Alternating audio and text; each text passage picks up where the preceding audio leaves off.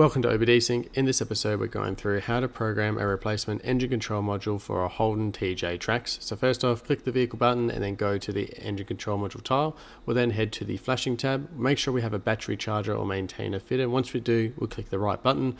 This will then show our pop-up here indicating that it's going to put a factory tune into this vehicle. What this means is if the vehicle has been custom tuned, it will wipe that away and put a factory tune back onto it.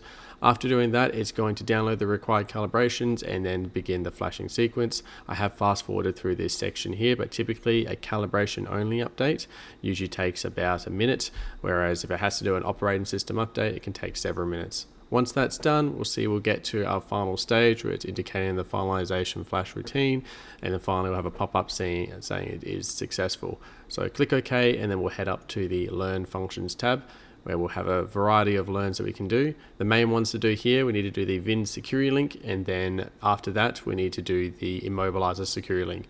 Both of these take roughly 10 to 15 minutes to complete, and you must follow the sequences that are shown. After that, you can start the vehicle and you can follow any of the next learn procedures, which you can also check if they're required based off any DTCs that are present on the vehicle. That's it for now. Thanks for watching. Make sure to like and subscribe. Otherwise, we'll see you next time.